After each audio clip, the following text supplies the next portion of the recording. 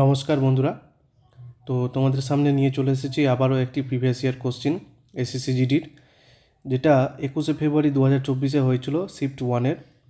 তো যারা target SSC GD 2025কে target করেছো তারা অবশ্যই এই সব প্রশ্নগুলো দেখে নেবে, কারণ এইসব প্রশ্ন থেকে তোমাদের ধারণা পাবে যে পরীক্ষাগুলোতে কেমন ধরনের প্রশ্ন আসার সম্ভাবনা রয়েছে। ঠিক আছে, তো এই ধরনের প্রশ্ন প্র্যাকটিস করলে আশা করি তোমরা 20-র মধ্যে 16 থেকে 17 একটা টার্গেট রাখতে পারবে। তো চলো বেশি কথা না বাড়িয়ে শুরু করি, দেখি কেমন প্রশ্নগুলো এসেছিলো। তো যারা নতুন আছো তারা অবশ্যই চ্যানেলটাকে সাবস্ক্রাইব করে দেবে, ভালো লাগলে অবশ্যই লাইক শেয়ার করবে। ঠিক আছে, তো চলো শুরু করি। আজকের প্রথম প্রশ্ন কি বলছে, 1 নম্বর প্রশ্ন কি বলছে দেখো। 1 নম্বর প্রশ্নতে একটা সিম্পলিফিকেশন দিয়েছে, তো সেটাকে আমরা সরল কিভাবে করব। আমরা জানি বদমাস রুলস যদি লাগাই, ঠিক আছে, বদমাস রুলস যারা সিম্পলিফিকেশন দেখেছো তারা জানতে পারবে যে বদমাস রুলসটা কী বলে। তো এখানে আমরা প্রথমে কার কাজ করব, প্রথমে ব্র্যাকেটের, তাহলে ফার্স্ট ব্র্যাকেটে আছে 9 - 4, তাহলে 9 - 4 মানে কত, তাই সেইটুকুর মান হয়ে গেল 5। ঠিক আছে, এবারে কি আছে ভাগ 2, তাহলে আমি পরের লাইনটাকে যদি লিখি 6 + 2 × 5 ভাগ 2, তাহলে এবারে কি হয়ে যাবে, আমরা জানি ভাগের কাজ হবে প্রথমে, তাহলে 6 + 2 যদি আমরা ভাগটাকে এইভাবে লিখতে পারি 5/2 আকারে। এবারে কাটাকাটি যদি করে দিই 2 2 কেটে গেলে তাহলে কি থাকছে 6 + 5 পড়ে থাকছে, তাহলে 6 আর 5 যোগ করে দিলে কত হয়ে যাবে অ্যান্সার 11। তাহলে আমার 1-এর অ্যান্সার হয়ে গেল কত, সি। তাহলে অপশান সি হয়ে গেল কি রাইট অ্যান্সার। ঠিক আছে, চলো পরের প্রশ্ন কি বলছে দেখি।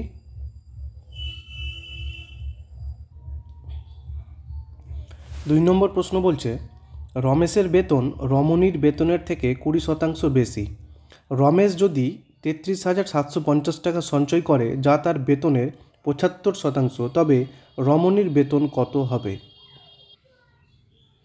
তো এটাকে আমরা কি করব, যে প্রথমে লিখে নিচ্ছি রমেশ, ঠিক আছে, রমেশ আর রমণী আছে তাই তো, তাহলে আমরা লিখে দিলাম। এবার রমেশের বেতন রমণীর বেতনের থেকে 20% বেশি, তার মানে রমণী যদি 100 হয় তার মানে কি রমেশ হয়ে যাবে 120। এবার বলছে রমেশ যদি 33,750 টাকা সঞ্চয় করে যা তার বেতনের 75%, তাহলে আমরা রমেশের বেতন যদি আমরা বের করে নিই এখন, তাহলে এই রমেশের বেতনটা কত হয়ে যাবে, তাহলে আমরা যেটা 33,750 আছে সেটাকে যদি আমরা 100/75 করে দিই তাহলে সেটা আমরা কি পেয়ে যাব, তার বেতনটা পেয়ে যাব। তাহলে যেহেতু 75% সঞ্চয় করছে, তাহলে আমরা এবারে যদি এটাকে ক্যালকুলেশন করি তাহলে 5 দ্বারা কাটলে কত হয়ে যাবে 15, আবার এটাকে 5 দ্বারা কাটলে 5 × 6 = 30, 5 × 7 = 35, 5 × 5 = 0, আবার একটা 0। আবার যদি 15 দ্বারা যদি আমি কেটে দিই এটাকে, তাহলে 15 দ্বারা যদি কাটি তাহলে কত হচ্ছে 4 × 15 = 60, আর থাকছে 75, মানে 5 × 15 = 75, একটা 0। তাহলে আমার অ্যান্সার বেতনটা কত হচ্ছে 45,000। তাহলে রমেশের বেতন আমি পেয়ে গেছি 45,000 টাকা, কিন্তু চেয়েছে কি রমণীর বেতন। তাহলে আমার কাছে যে রমেশের বেতন ছিল 120, তাহলে আমি বলতে পারি 120 = 45,000, বা যদি আমি একবারে করে দিই তাহলে রমণীর বেতন কত হয়ে যাবে, তাহলে রমণীর বেতন হয়ে যাবে তাহলে হয়ে যাবে কত, এই 45,000 যেটা টাকা আছে, ঠিক আছে, সেটাকেই আবার কি করব 100/120 যদি করে দিই তাহলে আমরা রমণীর বেতনটা পেয়ে যাব, কারণ 120-র সাথে 45,000টা কি সমান হওয়ার কথা, সেই জন্য আমরা 100/120 করলাম। তাহলে এবার যদি আমরা ক্যালকুলেশন করি তাহলে একটা 0 একটা 0 কাটলো, আবার 3 দিয়ে যদি আমরা কাটি 4, আবার 3 দিয়ে 45,000কে কাটলে কত 15,000। ঠিক আছে, আবার 4 দ্বারা যদি আমি কাটি এটাকে 15,000কে তাহলে কত হয়ে যাবে 3 × 4 = 12, 4 × 7 = 28, 4 × 5 = 20। ঠিক আছে, আর একটা 0, তাহলে আমরা পেয়ে যাচ্ছি কত 37, 50 আর একটা 0, তার মানে আমরা পেয়ে যাচ্ছি 37,500 টাকা। তাহলে রমণীর বেতন কত হয়ে যাবে 37,500 টাকা। তাহলে অপশান ডি হয়ে যাবে কি আমাদের কাছে সঠিক উত্তর। চলো পরের প্রশ্নতে যাই। 3 নম্বর প্রশ্ন বলছে একটি পণ্যের বিক্রয় মূল্য 1,690 টাকা। বলছে যদি 35% ছাড় দেওয়া হয় তবে তার ধার্য মূল্য কত। এখানে আমরা এই যে 35% আছে, তাহলে এই 35% সমান আমরা লিখতে পারি কত 35/100, তাহলে কাটাকাটি হয়ে যাবে 5 × 7 = 35, 5 × 20 = 100, 7/20। তাহলে এবার যদি আমরা মোট ধার্য মূল্য 20 টাকা ধরি, সেখান থেকে এই ছাড় দিয়েছে ক টাকা, 7 টাকা, তার মানে কি বিয়োগ হবে। তাহলে 20 থেকে 7 টাকা ছাড় দেওয়ার পরে 13 টাকায় কি বিক্রি করেছে। তাহলে আমার কাছে 13 টাকা, প্রশ্নতে দিয়েছে দেখো বিক্রয় মূল্য কত, 1690। তাহলে আমরা 13 সমান 1690 করে দিলাম। তাহলে একের মান কত হয়ে যাবে, 13 দ্বারা যদি কেটে দিই তাহলে 13 13 169, একটা শূন্য। তাহলে একের মান পাচ্ছি আমরা 130। তাহলে চেয়েছে ধার্য মূল্য, তাহলে আমার কাছে ধার্য মূল্য ছিল কত, 20। তাহলে 100 মান যদি 130 হয়, তাহলে 20 সমান কত, 130 ইন্টু 20 করে দাও, আমার অ্যান্সার হয়ে যাবে। তাহলে আমার অ্যান্সার কত পেলাম, 2600। তাহলে ওই পণ্যের ধার্য মূল্য কত টাকা ছিল, 2600 টাকা। তাহলে অপশান এ হয়ে গেল কি সঠিক উত্তর। চলো নেক্সট প্রশ্ন। 4 নম্বর প্রশ্ন বলছে, যদি মোট পণ্যের 70% 20% লাভে বিক্রি করা হয়, মানে মোট পণ্যের 70% বলেছে 20% লাভে যদি বিক্রি করা হয় এবং অবশিষ্ট পণ্যগুলি 10% ক্ষতির হারে বিক্রি হয়, তবে সামগ্রিক লাভের শতাংশ কত হবে। তো এই ধরনের প্রশ্ন আমরা শর্টে কীভাবে করব, যে 70% 20% লাভে করেছে, তাহলে সেই 70টার 20% তোমরা বের করে দেবে। তাহলে 20% লাভে মানে কি 120/100 করে দিলাম একবারে। আর বাকি যদি আমরা টোটাল 100 ধরি, তার মধ্যে কি 70 হয়ে গেছে, তাহলে বাকি কত আছে, নিশ্চয়ই 30 আছে। তাহলে সেই অবশিষ্টটা কত হয়ে গেছে, 10% ক্ষতিতে, তার মানে 10% ক্ষতি মানে কত, 90/100। তাহলে আমরা যদি 70 × 100 20/100 করি, তাহলে দুটো শূন্য কেটে গেল, তাহলে থাকছে 7 12 84। আর এখানে দুটো শূন্য কেটে গেলে আমার কি থাকে, 3 9 27। তাহলে এবার 84 আর 27কে আমরা যোগ করে দেবো। তাহলে 84 আর 27 যোগ করলে কত হবে, 7 4 11, 2 3, 3 আর 8 11। তাহলে আমার যে আগে ছিল 100, এখন হয়েছে 111। তাহলে আমার লাভ কত হবে, তাহলে নিশ্চয়ই 100 থেকে 111 থেকে কত 100 বাদ, তাহলে আমার পার্সেন্টেজ 100 হিসাবে কত হচ্ছে, 11% লাভ হচ্ছে। তাহলে আমার 4D হয়ে গেল কি সঠিক উত্তর। তাহলে সামগ্রিক লাভের শতাংশ কত, 11%। ঠিক আছে, চলো পরের প্রশ্ন। 5 নম্বর প্রশ্ন বলছে 2.3 এর মাথায় বার আছে। ঠিক আছে, তাহলে আমি প্রশ্নটাকে একটু লিখে দিচ্ছি। 2.3 তার 3-র পাওয়ারে বার প্লাস 4.3 আবার 3-র পাওয়ারে বার সমান সমান কত, মানে এই অপশানটার মধ্যে কোনটা হবে। তাহলে আমরা কি করব, তো এক্ষেত্রে আমরা কি করব, এই যে পুরো সংখ্যাটাকে আমরা লিখব প্রথমে 23, আর যার মাথায় বার নেই, তার মানে 2-এর মাথায় বার নেই, সেটাকে আমরা কি করব, বিয়োগ করে দেবো। তার বাই যার মাথায় বার আছে তার জন্য একটা কী নেব, 9 নেব। ঠিক আছে, তারপরে আবার সেমভাবে পরেরটাও প্লাস। তাহলে পুরো সংখ্যা 43, সেখান থেকে যার মাথায় বার নেই তার মানে 4, সেটা বিয়োগ করে দিলাম। এবার যার মাথায় বার আছে তার জন্য একটা 9 ধরলাম। ঠিক আছে, তাহলে 23 থেকে 2 বাদ কত, 21/9। আর এখানে হয়ে গেল 43 থেকে 4 বাদ 39/9। এবারে আমরা যদি ক্যালকুলেশন করে দিই, তাহলে ক্যালকুলেশন করলে হয়ে যাবে কত, যেহেতু হর মানে নিচেরগুলো 9 9 সেম আছে, তাহলে উপরগুলো জাস্ট যোগ করে দেবো। তাহলে 21 আর 39 যদি যোগ করে দিই, তাহলে 9 একে 10, 3 দিয়ে 5 6, আর নিচে 9। তাহলে 60/9, সেটাকে কাটাকাটি করলাম, 3 দিয়ে 20, 3 দিয়ে আবার 3, তাহলে 20/3 হয়ে যাবে কি আমার কাছে সঠিক অ্যান্সার। তাহলে 5-এর সি হয়ে গেল কি সঠিক উত্তর। ঠিক আছে, তো দেখতেই পাচ্ছ কত সহজ সহজ প্রশ্ন দিয়েছিল, এবারেও দেবে তোমাদের। ঠিক আছে, এই ধরনেরই প্রশ্ন আসার সম্ভাবনা বেশি। তো 6 নম্বর প্রশ্ন দেখো কি বলছে। এটা একটা সিম্পলিফিকেশন বা সরলীকরণ দিয়েছে। তো এই প্রশ্নটা তোমাদের আমি হোমওয়ার্ক দিলাম, তোমরা এটা অবশ্যই কমেন্টে জানাবে যে এর অ্যান্সারটা ABCD এর 4টার মধ্যে কোনটা হচ্ছে। ঠিক আছে, তো যাই পরের প্রশ্নতে।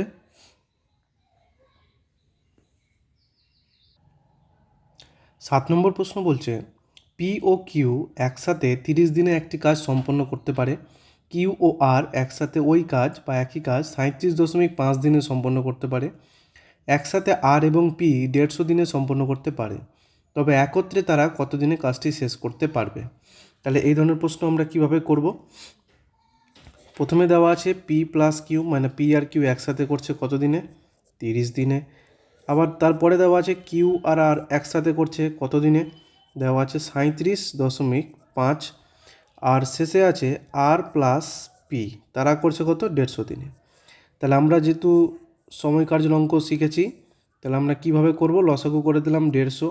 তাহলে এই 30কে 5 দ্বারা গুণ করা হয় 150, তাহলে এই 5টা হয়ে গেল কি পি প্লাস কিউ এর একসাথে ক্ষমতা। কিউ প্লাস আর এর ক্ষমতা হয়ে গেল কত, 4, কারণ 37.5-এর সাথে 4 গুণ করলে 150। আর প্লাস পি এর ক্ষমতা কত হয়ে গেল 1, তার মানে কি 1 গুণ করলে 150 হয় 150-র সাথে। তাহলে এখানে আমরা যদি একত্রে সবগুলোকে যোগ করে দিই তাহলে বাঁদিকে কী কী থাকছে, দুটো করে পি, দুটো কিউ, দুটো আর, তাহলে তাদের ক্ষমতাগুলোকে আমরা যোগ করে দিই, তাহলে 5 + 4 + 1, তাহলে কত হয়ে যাবে? তাহলে আমি বাঁদিকে পুরোটাকে যদি 2 কমন নিয়ে নিই তাহলে কী থাকছে, পি প্লাস কিউ প্লাস আর সমান 4 5 9 1 10, তাহলে 2 দ্বারা কেটে দিলে কত হয়ে যাবে? 5। তাহলে তাদের একসাথে ক্ষমতা আমি কত পেলাম? পি প্লাস কিউ এর আর এর, তাহলে পেলাম ক্ষমতা 5। তাহলে মোট কাজ ছিল 150, সেটাকে যদি আমরা 5 দ্বারা তাদের ক্ষমতা দ্বারা ভাগ করে দিই তাহলে কী পেয়ে যাব? তারা একসাথে কত দিনে কাজটি শেষ করতে পারবে। তাহলে 150/5, তার মানে হয়ে গেল অ্যান্সার কত? 30। তাহলে তারা একসাথে 30 দিনে কাজটি শেষ করতে পারবে। তাহলে 7-এর অ্যান্সার পেয়ে গেলাম আমরা, 7-এর ডি। ঠিক আছে, চলো পরের প্রশ্ন। 8 নম্বর প্রশ্ন বলছে 35 জন কর্মচারীর গড় আয় কে টাকা, মানে গড় আয় বলে দিয়েছে 35 জনের কত, কে। বলছে যদি ম্যানেজারের আয় যোগ করা হয় তবে গড় আয় কত হয়? 19,000। তার মানে আগে ছিল 35 জন, আর ম্যানেজারকে যদি যোগ করি তাহলে টোটাল হয়ে গেল 36 জন। তাহলে সেই 36 জনের গড় বলে দিয়েছে কত? 19,000 টাকা। ঠিক আছে, আবার ম্যানেজারের আয় 54,000 টাকা বলে দিয়েছে, তবে কে এর মান কত? তাহলে 36 জনের যদি গড় আয় 19,000 টাকা হয় তাহলে তাদের সমষ্টি কত হয়ে যাবে? নিশ্চয়ই 36 × 19,000। তাহলে 36 × 19 কত হয়? যদি 36কে 20 দিয়ে গুণ করি তাহলে 720, আর 36 বাদ দিলে 684। তাহলে 684 আর এখানে 3টে শূন্য। তাহলে 36 জন যে কর্মচারী ছিল ম্যানেজার সহ তাদের মোট আয় আমি পেয়ে গেলাম কত? 6,84,000। ঠিক আছে, এবারে এই যে 35 জনের গড় আয় ছিল কে, তার মানে আমরা বলতে পারি 35 জনের টোটাল আয় বা মোট আয় কত ছিল? 35K। তার সাথে যদি আমরা ম্যানেজারের আয়টাকে অ্যাড করি তাহলে ম্যানেজারের আয় ছিল কত? 54,000। সেটাই কার সাথে সমান হয়ে যাবে?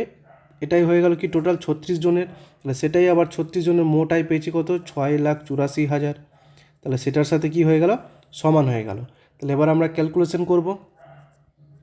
তাহলে 35K সমান 6,84,000 থেকে 54,000 ডান দিকে গেলে কি হয়ে যাবে? বিয়োগ হয়ে যাবে।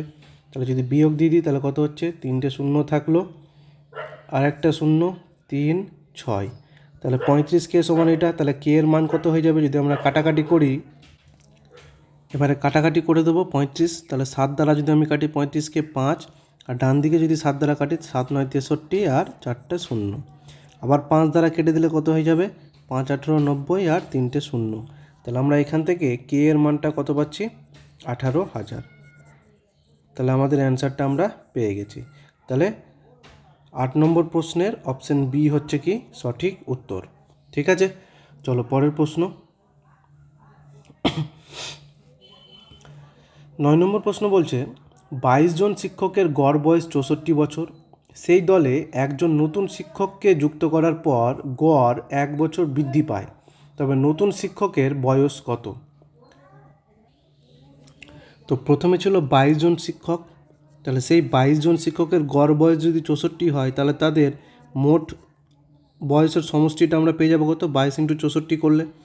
আবার 22 জনের সাথে পরে দেখছে একজন শিক্ষককে যুক্ত করেছে, তার মানে কত হয়েছে? একজন যুক্ত হওয়ার পরে কত হয়েছে? 23 জন হয়েছে। তাহলে সেই 23 জন হওয়ার পরে কি বলেছে? যেটা তাদের বয়স ছিল, বয়সের গড় 64 ছিল, সেটা কি হয়েছে? 1 বছর বৃদ্ধি পেয়েছে। তার মানে যেটা 64 ছিল সেটা কি 1 বছর বৃদ্ধি পেয়েছে, তাহলে সেটা কত হয়ে গেছে? 65। তাহলে 23 জনের বয়সের গড় যদি 65 হয় তাহলে সমষ্টি কত হবে? 23 × 65। তাহলে এবার আমরা গুণ করব। তাহলে 22 আর 64 যদি আমরা গুণ করি তাহলে আমরা রাপে এখানে করে নিচ্ছি, 4 2 8, 4 2 8, এখানে 132। তাহলে 8 10 14, তাহলে 1408। তাহলে 22 জনের সমষ্টি 1408, আর এখানে 23 × 65 কত হয়ে যাবে? 3 5 15, তাহলে এটা হয়ে যাবে 5 9 4 1, তাহলে 1495। তাহলে সেখান থেকে 1495 থেকে যদি আমরা 1408 বিয়োগ দিয়ে দিই তাহলে আমরা কি পাবো? যে নতুন শিক্ষককে অ্যাড করেছিলাম তার বয়সটা আমরা পেয়ে যাব। তাহলে 1495 থেকে 1408 যদি আমরা বাদ দিই তাহলে কত হয়ে যাবে? 87। তাহলে আমরা সেই নতুন শিক্ষকের বয়স বের করতে পেরেছি কত? 87 বছর। তাহলে অপশান বি হচ্ছে কি সঠিক উত্তর। ঠিক আছে, চলো পরের প্রশ্নতে যাই। 10 নম্বর প্রশ্ন বলছে 20 বছরের কোনো মূলধনের সরল সুদ ওই মূলধনের 2/5 অংশ, বার্ষিক সুদের হার কত? তাহলে আমরা এখানে যে সূত্র জানি I equals to P R T by 100, তাহলে সেই মানটা আমরা লাগাবো।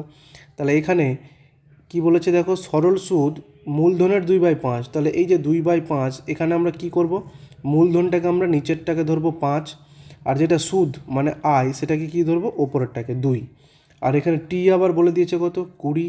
তাহলে আমাকে চেয়েছে সুদের হার মানে আর এর মানটা চেয়েছে। তাহলে এই যে ডাটাগুলো আমি পেলাম, এই ডাটাগুলো কি করব, সূত্রতে বসিয়ে দেবো। তাহলে আয়ের মান আমরা কি ধরছি 2, পি এর মান আমরা কি ধরছি 5, আর এর মান বের করব, টি এর মান বলে দিয়েছে কত 20, আর নিচে 100। তাহলে কাটাকাটি যদি করি তাহলে 20কে 100 দ্বারা কাটলে কত 5, আবার এই 5 5 কেটে গেল, তাহলে কি পড়ে থাকছে, আর এর মান কত থাকছে 2%। তাহলে আমরা সুদের হার পেয়ে গেলাম কত 2%। তাহলে 10-এর এ হয়ে গেল কি সঠিক উত্তর। ঠিক আছে, চলো পরের প্রশ্ন। 10টা প্রশ্ন আমরা করে ফেললাম। 11 নম্বর প্রশ্ন বলছে 512 এর 64% এবং 215 এর 46% কত হবে?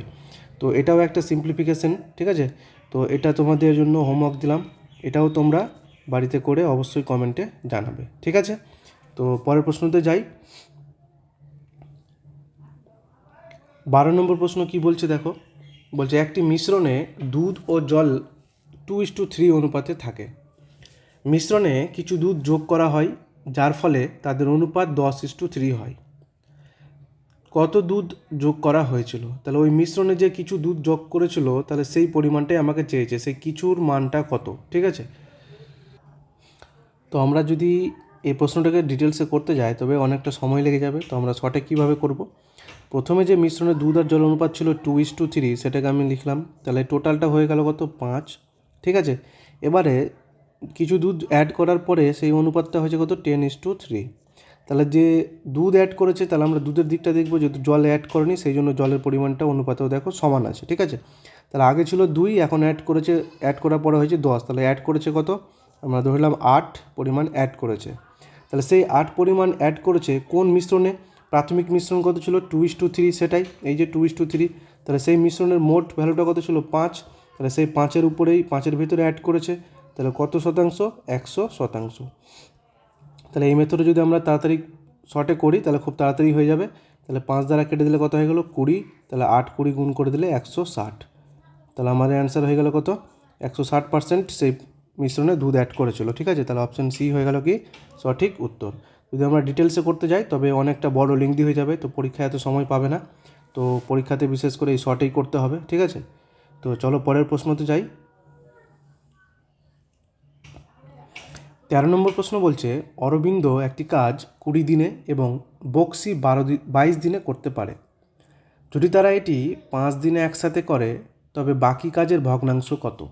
তাহলে অরবিন্দ যে কাজটা করছে সে করছে 20 দিনে, আর বক্সিকে আমরা বি দ্বারা ডিনোট করছি, তারা করছে 22 দিনে। তাহলে 20 আর 22-এর যদি আমরা লসাগু করি তাহলে কত হয়ে যাবে 220। ঠিক আছে, তাহলে 20-র সাথে কত গুণ করলে 220 হয় 11, তাহলে এর ক্ষমতা হয়ে গেল কত 11। ঠিক আছে, আর বি এর 22 আছে, তাহলে 22কে 10 দ্বারা গুণ করলে 220 হয়, তাহলে বি এর ক্ষমতা পেয়ে গেলাম কত 10। তাহলে বলেছে তারা 5 দিন কিন্তু একসাথে কাজ করেছে, তাহলে এ প্লাস বি তার মানে অরবিন্দ আর বক্সির একসাথে ক্ষমতা কত হয়ে যাবে 11 + 10। ঠিক আছে, তাহলে কত হয়ে গেল 21। তাহলে কি বলছে, তারা 21 পরিমাণ কাজ 5 দিন করেছে। ঠিক আছে, তাহলে 21-এর সাথে 5কে গুণ করে দেবো, তাহলে কত হয়ে যাবে 105। তাহলে তারা 5 দিনে 105 পরিমাণ কাজ করে নিয়েছে। তাহলে আমার যে বাকি কাজ কত থাকবে, বাকি কাজ থাকবে আমার, মোট কাজ ছিল 220, তাহলে সেইখান থেকে 220 থেকে 105 হয়ে গেছে, তাহলে আমার বাকি কাজ আছে কত 115। তাহলে বাকি কাজ আছে 115, তাহলে সেই 115টা মোট কাজের উপরেই তো বাকি আছে, মানে 220-র ওপরে। তাহলে আমার ভগ্নাংশ কোনটা হবে 115/120। তাহলে এবার যদি আমরা কাটাকাটি করি 5 দ্বারা, তাহলে 5 দ্বারা ওপরে কেটে দিলে 23, 5 23 115, আর নিচে হয়ে যাবে 4 5 20, 4 5 20। তাহলে আমার অ্যান্সার হয়ে যাচ্ছে কত 23/44। তাহলে আমাদের যে বাকি কাজ থাকবে তার ভগ্নাংশ কত, 23/44। তাহলে অপশানে, আচ্ছা অপশানে একটু মিস্টেক হয়েছে, অপশান এটা হয়ে যাবে 23/44, ঠিক আছে। তাহলে অপশান এ হয়ে যাবে কি আমাদের সঠিক উত্তর। চলো পরের প্রশ্নে যাই।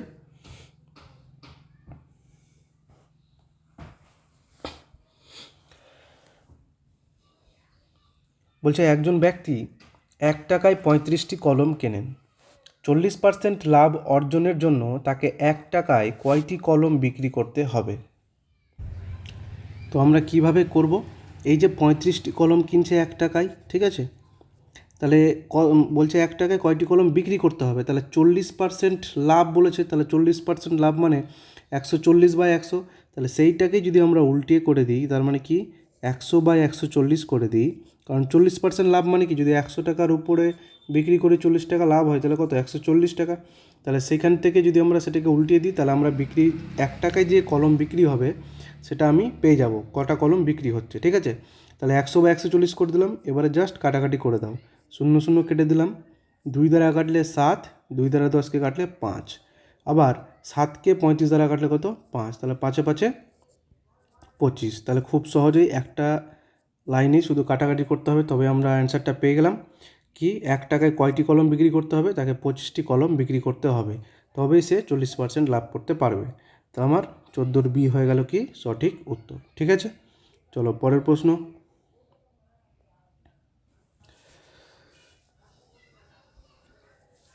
বলছে একটি পরিবারের আয়ের সাথে ব্যয়ের অনুপাত 19:13।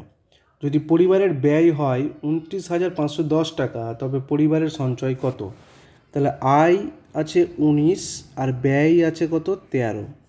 তাহলে সঞ্চয় কত হয়ে যাবে, এখান থেকে 19 থেকে 13 বাদ, তার মানে কত, 6 টাকা সে সঞ্চয় করছে। আবার বলে দিয়েছে যে পরিবারের ব্যয় 29,510, তার মানে এখান থেকে আমরা বলতে পারি যে পরিবারের ব্যয় অনুপাতে কত আছে, 13 আছে, এই 13 দেওয়া আছে। তাহলে আমরা বলতে পারি কি যে এই 13 সমান সমান 29,510 আমরা লিখতে পারি।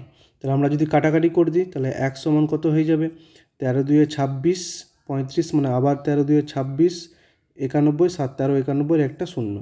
তাহলে 1-এর মান পেয়ে গেছি আমরা কত, 2270। তাহলে চেয়েছে কি সঞ্চয়, তাহলে আমরা সঞ্চয় বের করে রেখেছি কত, 6 টাকা। তাহলে 1 সমান যদি 2270 টাকা হয়, তাহলে 6-এর সাথে 2270কে গুণ করে দিলে আমরা পেয়ে যাবো অ্যান্সারটা। তাহলে 0, 6 7 42, 2 হাতের 4, 6 দিয়ে 12 16, 6 দিয়ে 12 1 13। তাহলে 13,620 টাকা তারা কি করবে, সেই পরিবারে সঞ্চয় হবে। তাহলে 15-র এ হয়ে গেল কি সঠিক উত্তর, ঠিক আছে। আশা করি বোঝা যাচ্ছে, 15টা প্রশ্ন আমরা করে ফেললাম। ভিডিওগুলো ভালো লাগলে, প্রশ্নগুলো যদি ভালো লাগে তবে অবশ্যই লাইক করবে, শেয়ার করবে, কমেন্ট করবে, ঠিক আছে। যারা নতুন আছো তারা অবশ্যই সাবস্ক্রাইব করবে। চলো পরের প্রশ্ন। 16 নম্বর প্রশ্ন। 600 মিটার দীর্ঘ একটি ট্রেন 20 সেকেন্ডে বিপরীত দিক থেকে হাঁটা একজন ব্যক্তিকে অতিক্রম করে। তাহলে যে ট্রেনটা 600 মিটার দীর্ঘ আছে সে 20 সেকেন্ডে কী করছে, বিপরীত দিক থেকে হাঁটা একজন ব্যক্তিকে অতিক্রম করছে। বলছে ট্রেনের গতিবেগ ব্যক্তির গতিবেগের 5 গুণ হলে ট্রেনের গতিবেগ কত? তো এখানে প্রথমে ধরে নেব যে সেই ব্যক্তির বেগ ধরে নিলাম এক্স, তাহলে ট্রেনের গতিবেগ বলেছে ব্যক্তির গতিবেগের 5 গুণ, তার মানে কত হয়ে যাবে, 5x, তাই তো। তাহলে আমরা সূত্র জানি আপেক্ষিক বেগ সমান আপেক্ষিক দূরত্ব বাই সময়, বা বেগ সমান দূরত্ব বাই সময়, যেটা আমরা সূত্র জানি। সেখানে তাহলে যেহেতু বিপরীত দিক থেকে এসেছে, তাহলে আমাদের কি হয়ে যাবে, দুজনের স্পিড বা বেগটা কি হয়ে যাবে, যোগ হয়ে যাবে। তাহলে 5x + x সমান কত মিটার দীর্ঘ আছে ট্রেনটা, 600 মিটার, কারণ একটা মানুষকে অতিক্রম করা মানে সেই দূরত্বটা, ট্রেনের দৈর্ঘ্যটাই নিজের। তাহলে বাই কত সময় করছে, 20 সেকেন্ডে। তাহলে এটাকে যদি আমরা ক্যালকুলেশন করি তাহলে কি পাচ্ছি, বাঁদিকে পাচ্ছি 6x সমান, ডান দিকে 20কে 600 দ্বারা কেটে দিলে কত হবে, 30। তাহলে 30, তাহলে এক্সের মান কত পাচ্ছি, 6 দ্বারা কেটে দিলে আবার কত, 5। তাহলে সে ব্যক্তির গতিবেগ ছিল 5, তাহলে ট্রেনের গতিবেগ কত হয়ে যাবে, 5 × 5, তার মানে কত, 25, তাই তো 25। তাহলে এটা হয়ে গেল আমার কি, মিটার পার সেকেন্ডে। যে আমি 25 বেগটা পেলাম সেটা মিটার পার সেকেন্ডে, কিন্তু প্রশ্নের অপশানে দেখো সবটাই কিন্তু কিলোমিটার পার আওয়ারে আছে। তাহলে আমরা জানি মিটার পার সেকেন্ড থেকে যদি কিলোমিটার পার আওয়ারে যায়, তাহলে সেটাকে 18/5 দ্বারা গুণ করতে হবে। তাহলে সেটা আমার কি হয়ে যাবে, কিলোমিটার পার আওয়ারে। তাহলে 5 দ্বারা 25কে কাটলাম 5, তাহলে 5 18 90। তাহলে আমার অ্যান্সার হয়ে গেল কত, ট্রেনের গতিবেগ 90 কিলোমিটার/আওয়ার। তাহলে অপশান এ হয়ে গেল কি সঠিক উত্তর। চলো পরের প্রশ্ন। 17 নম্বর প্রশ্ন বলছে, একটি ত্রিভুজের ভূমি তার উচ্চতার 5/7 অংশ এবং যার ক্ষেত্রফল এত বর্গসেমি হলে ত্রিভুজের উচ্চতা কত? তাহলে যে ত্রিভুজের ক্ষেত্রফলের সূত্র আমরা জানি কি, হাফ ইন্টু ভূমি ইন্টু উচ্চতা, তাই তো? তাহলে হাফ ইন্টু ভূমি ইন্টু উচ্চতা সমান, সেটাই কি হয়ে যাবে, ক্ষেত্রফল। সেটাই ক্ষেত্রফলের সূত্র। তাহলে এখান থেকে আমরা মান বসাবো। তাহলে হাফ থাকছে ইন্টু, বলছে দেখো ত্রিভুজের ভূমি তার উচ্চতার 5/7। তাহলে উচ্চতার 5/7 মানে আমরা বলতে পারি যে সেটা উচ্চতা আছে সেটা কত 7, আর যেটা ভূমি আছে সেটা কত 5। যদি আমরা এটাকে অনুপাতে লিখি তাহলে লিখতে পারবো কি 7x/5x, তাই তো? তাহলে উচ্চতা 7x আর ভূমি 5x। তাহলে এখানে বসিয়ে দিলাম ভূমির মান 5x, উচ্চতা হচ্ছে 7x। ক্ষেত্রফলের মান দেখো দেওয়া আছে কত 18.207। তাহলে আমি সেই দশমিকটাকে উঠিয়ে দিচ্ছি। তাহলে দশমিক উঠলে নিচে কত হয়ে যাবে 1000। তাহলে এবারে ক্যালকুলেশন করব। এবারে বাঁ দিক ডান দিক কাটাকাটি করব। তাহলে আমরা 2কে 1000 দ্বারা কেটে দিলাম, তাহলে কত পাচ্ছি 500। আবার 7কে কেটে দিলাম 18,207কে, তাহলে 7×2 = 14, 6×7 = 42, 0 7×1 = 7। তাহলে বাদিকে আমি শুধু এক্স আর এক্সকে রাখছি, তাহলে এক্স স্কোয়ার হয়ে গেল। আর এই যে বাদিকের 5টা ডান দিকে গেলে কি নিচে চলে আসবে ভাগ হয়ে, তাহলে উপরে থাকছে 2601, আর নিচে সেই 5 × 500 করে দিলে কত হয়ে যাবে 2500। তাহলে এক্সের মান আমরা কি পাবো এখান থেকে, রুটের ভিতরে কি হয়ে যাবে 2601 আর নিচে 2500। তাহলে আমরা এক্সের মান কি পেয়ে যাবো 2601 কার রুট হয়ে যাবে 51, আর 2500 রুট হয়ে যাবে কত 50। তাহলে এক্সের মান পেয়েছি কত 51/50। তাহলে আমার কাছে চেয়েছি কি দেখো উচ্চতা। তাহলে উচ্চতা কি ধরেছিলাম, উচ্চতা ছিল 7x। তাহলে আমি এখানে বাদিকে করছি, ঠিক আছে? তাহলে 7 ইন্টু বাদিকে লিখছি 7 ইন্টু এক্সের মান পেয়েছি কত 51/50। তাহলে এখানে হয়ে যাবে কত 7×1 = 7, 5×7 = 35, আর নিচে 50। তাহলে 357/50 যদি এটাকে আমরা ভাগ করি তাহলে দেখবে 7.14 অ্যান্সার আসবে। তাহলে আমাদের সেই উচ্চতা কত হবে ত্রিভুজের 7.14, ঠিক আছে? তাহলে অপশান এ হয়ে গেল কি সঠিক উত্তর। চলো 18 নম্বর প্রশ্নতে যাই। 18 নম্বর প্রশ্ন খুবই সহজ, বলছে 0.5 whole square plus 0.05 whole square কত হবে? তাহলে খুব সহজ একটা প্রশ্ন। 0.5 যদি স্কোয়ার করে দিই তাহলে সেটা কত হয়ে যাবে 0.25, কারণ 5 স্কোয়ার করলে 25, আর যদি দুবার গুণ যদি হয় তাহলে দুটো সংখ্যার আগে দশমিক বসবে, তাহলে 0.25 হয়ে গেল বা 0.25, প্লাস তারপরেরটা কী হয়ে যাবে 0. তাহলে যেহেতু এখানে ডবল দুটো করে আছে তাহলে কী হবে 2 শূন্য আর 5 5 25। তাহলে এটাকে আমরা যদি যোগ করে দিই তাহলে কত হয়ে যাবে 0.2525। তো আমাদের অ্যান্সার হয়ে গেল অপশান এ, ঠিক আছে? চলো পরের প্রশ্ন।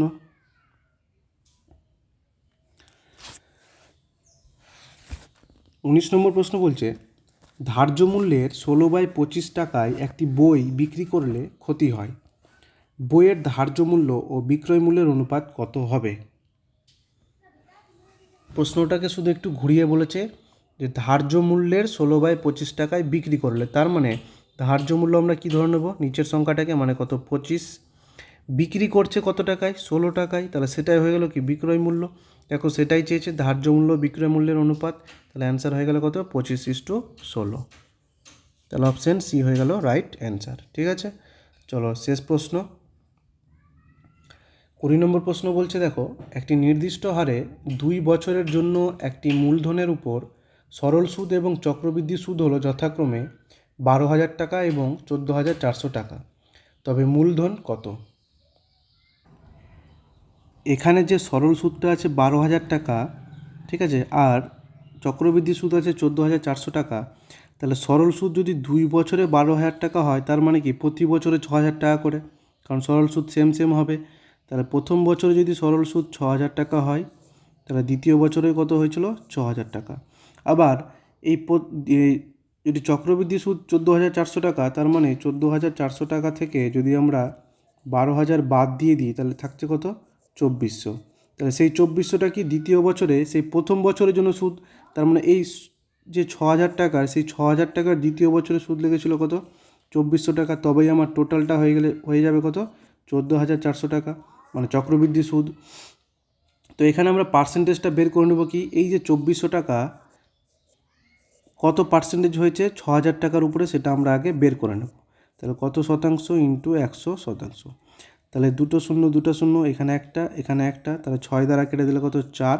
তাহলে আমরা কত? 40%। তাহলে যে অঙ্কটা দেওয়া আছে তার সরল সুদের হার বা চক্রবৃদ্ধি সুদের হার কত সুদের হারে হয়েছে? 40% সুদের হারে হয়েছে। তাহলে আমরা যে কোনো একটা বের করে নেব কি, যে 6,000 টাকার 40% বা 6,000 টাকার যদি সেটাকে আমরা উল্টিয়ে দিই, তার মানে কত? 100/40 যদি করে দিই, তাহলেই আমরা অ্যান্সারটা পেয়ে যাবো কত? তার মূলধনটা। তার মানে যদি আমরা মোট মূলধন এক্স ধরি, তাহলে এক্স এর 40% সেটাই হবে কত? 6,000 টাকা, তাই তো? তাহলে ওইটাকে যদি আমরা একবারে করে দিই উল্টিয়ে, তাহলে এখানে আমরা করে দেবো কি, 6,000 ইন্টু 100/40 করে দেবো। তাহলে কাটাকাটি যদি করি, 0 0 কাটলো, 4 দ্বারা 100কে কেটে দিলে কত? 25। তাহলে 6 25 হয়ে গেল 150 আর 2 শূন্য। তাহলে আমাদের অ্যান্সার হয়ে গেল কত? 15,000। তাহলে যে মূলধন ছিল সেটার মান কত? 15,000। তাহলে অপশান এ হচ্ছে কি রাইট অ্যান্সার। তো আমরা 20টা প্রশ্ন করে ফেললাম, ঠিক আছে। 21শে ফেব্রুয়ারি 2024 শিফট 1-এ যেসব প্রশ্নগুলো এসেছিলো ম্যাথের, সেই প্রশ্নগুলো আমরা কমপ্লিট করে ফেললাম। তো এই ধরনের প্রশ্ন তোমাদের আসার সম্ভাবনা খুব বেশি, সেই জন্যই তোমাদের প্রিভিয়াস ইয়ার কোশ্চিন তোমাদের প্র্যাকটিস করাচ্ছি, যাতে খুব হেল্প হয়। তো দেখা হচ্ছে পরের ভিডিওতে। থ্যাংক ইউ, সবাই ভালো থেকো।